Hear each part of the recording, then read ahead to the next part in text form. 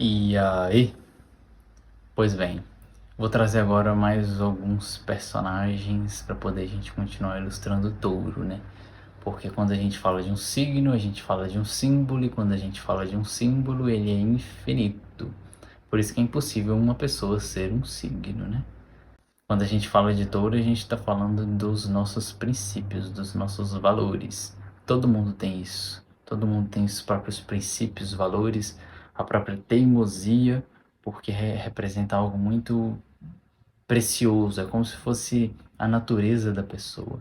Daí que a gente vê o signo de touro como algo ou alguém teimoso, né? Mas é muito mais do que isso. E todo mundo é teimoso e tem seus princípios de alguma forma. Mas vamos lá. Para começar, eu quero trazer mais um orixá que pode ser associado a touro também. O nome dele é Oxóssi, o orixá das matas. Oxóssi é representado por um caçador segurando um arco e flecha. Pois é, ele está intrinsecamente relacionado à natureza e como a gente está falando de touro, primeiro signo do elemento terra, a gente também está conectado com a natureza. Então a gente encontra em Oxóssi, além do caçador, que isso é uma parte que a gente fala mais lá para frente, a gente encontra nele o protetor das matas, o protetor dos animais, completamente relacionado ao signo de touro. Então Oxóssi, como aquele orixá conectado à natureza, à terra, às árvores, aos animais, está intrinsecamente relacionado a touro também. Então, mais um orixá relacionado a touro, além de Oxum, temos Oxóssi. Agora, mais um personagem do desenho Saint Seiya, Os Cavaleiros do Zodíaco. Lá a gente encontra o Cavaleiro de Ouro de Touro, Aldebaran de Touro. Pois é. O personagem, ele luta de braços cruzados. Por quê? Porque ele representa o signo de touro ali no desenho, né? E touro é o signo relacionado à resistência e à resiliência. Por isso que a gente encontra a questão da teimosia novamente, né? Porque touro simplesmente cruza os braços em algumas coisas e espera. Por quê? Simplesmente porque empacou? Não. Porque touro é um signo da natureza e a natureza tem o próprio ritmo dela. Certo? Não adianta apressar uma árvore a crescer. Já falei isso. E Aldebaran luta de braços cruzados enquanto os outros personagens atacam ele. Ele nem arreda o pé. Por quê? A forma de lutar dele é a partir da resistência e da força bruta. Isso é touro. E claro que depois ele tem o modo de ataque dele, porque ele concentra muita energia e depois ele ataca. Ou seja, é como se fosse assim, enquanto o touro tá lá no pasto, pastando, ele concentra energia para quando ele precisar se movimentar, ele não para mais. Outra questão relacionada ao signo de touro. Quando uma pessoa ela reúne energia e tudo mais e tem persistência num objetivo, nada para ela. Ela vai no ritmo dela e vai construindo no ritmo dela. Isso é touro. Mais um personagem. Em Seven Deadly Sins, a gente encontra Merlin. Pois é. Só que lá ele aparece como uma mulher. Então temos a Merlin como a representante do pecado da gula. E o que tem a ver com touro, né? Merlin é uma maga e ela reteve muito conhecimento e se tornou muito poderosa. Aqui a gente já tira um símbolo, né? Conhecimento é poder. Então Merlin ela é super poderosa porque ela reteve conhecimento e sabe usar a magia. E aí, mas por que ela está associada ao pecado da gula, né? Porque reter muita coisa, não necessariamente comida, né? Tudo que é retido, que você segura muito tempo para você, tipo alguma emoção pesada, o conhecimento, ou então até mesmo comida, isso tudo está associado ao pecado da gula, porque a ideia não é simplesmente a pessoa, o ser humano, reter as coisas. A natureza é cíclica, lembra? Precisa colocar para fora também, para poder retornar mais. É como uma taça. Se você não esvazia a taça, você não consegue encher ela com novos conteúdos. Então aqui a gente já tem mais um ensinamento do signo de Touro, né? Ele é um signo relacionado à fertilidade, mas precisa levar em conta o fim das coisas. Só que a gente entra nesse parâmetro de fim e transformação só lá na frente. Por enquanto a gente está falando da retenção. Então Merlin, como o pecado da gula, traz para a gente o simbolismo da necessidade da retenção, mas da observação para aquilo não se tornar algo muito apegado. Um exemplo disso, a carta 4 de ouros do tarô, que representa uma pessoa que é apegada materialmente a alguma situação e não deixa o fluxo da vida acontecer. Mais um personagem. Na mitologia a gente encontra Minos. Minos era um rei e ele já era muito poderoso, mas ele queria mais poder. Ele queria mais riqueza. E ele fez um pedido aos deuses, mais especificamente a Netuno, Poseidon. E Netuno ofereceu a ele um touro branco, lindo, maravilhoso. E só que em troca ele deveria, depois que ele apresentasse à população que ele tinha ganhado aquele touro super forte, ele deveria sacrificá-lo de volta. E o que ele fez?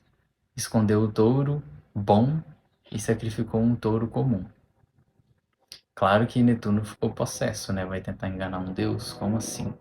E aí qual que é a moral da história até aqui, né? O mito vai mais adiante. O cara Minos simplesmente quis reter a riqueza para ele.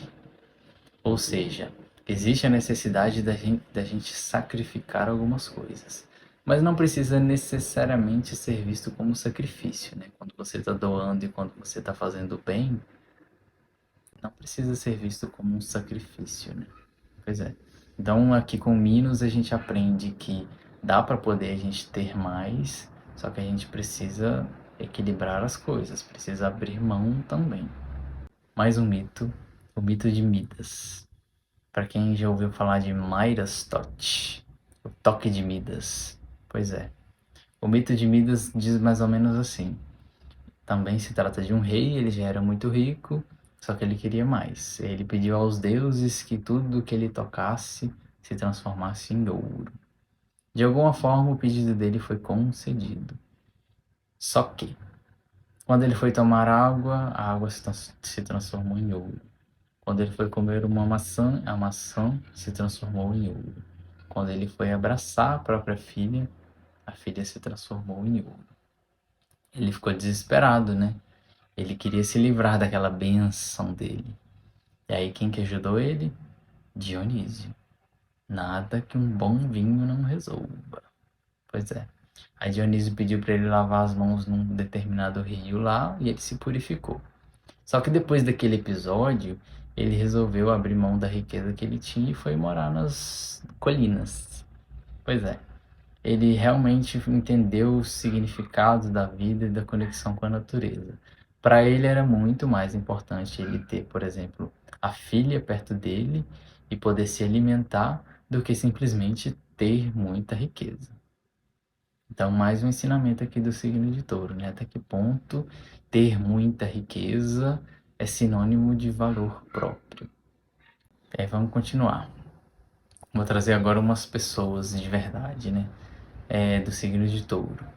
A gente encontra na TV Henry Cavill e Gal Gadot, o Super-Homem e a Mulher Maravilha, ambos do signo de Touro.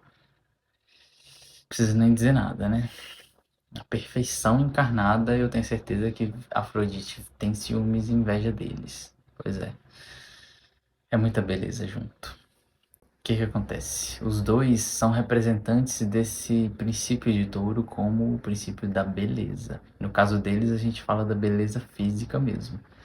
O que não quer dizer que toda pessoa de Touro seja belo como eles. A ideia não é essa.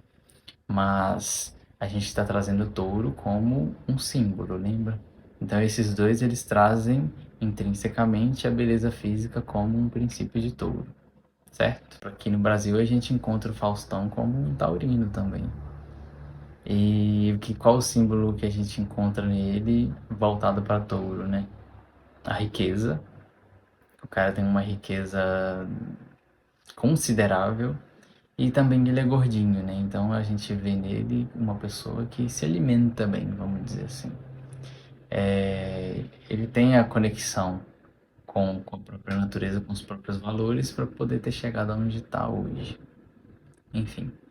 E por fim, eu quero trazer um cara também que foi bastante importante para a psicologia. Ele praticamente inaugurou a psicologia que a gente encontra hoje, chamado Sigmund Freud.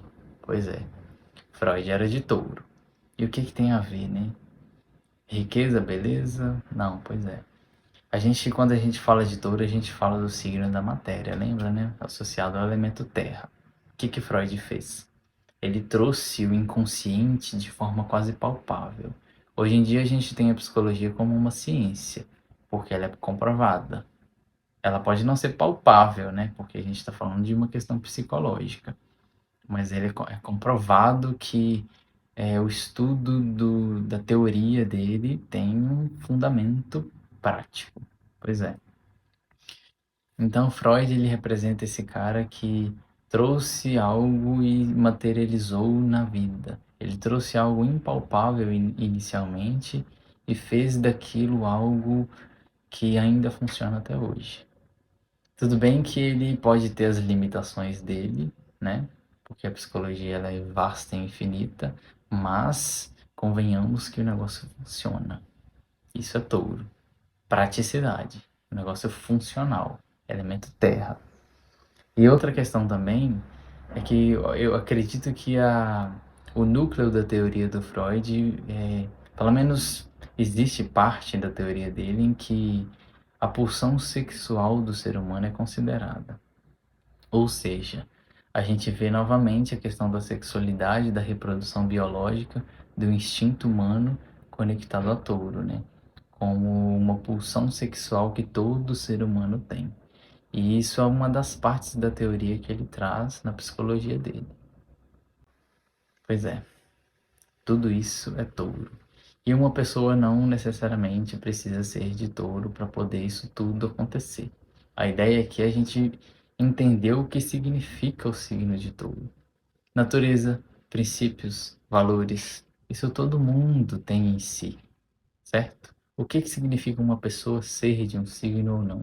É que às vezes aquele tema no período evolutivo dela tem mais relevância. Por exemplo, às vezes uma pessoa que não tem nenhum ponto significativo de touro no mapa, apesar de ter touro no mapa, todo mundo tem, às vezes esses temas aqui não são a prioridade da pessoa, né, nesse momento da vida dela. Isso que significa. Enfim, continuemos.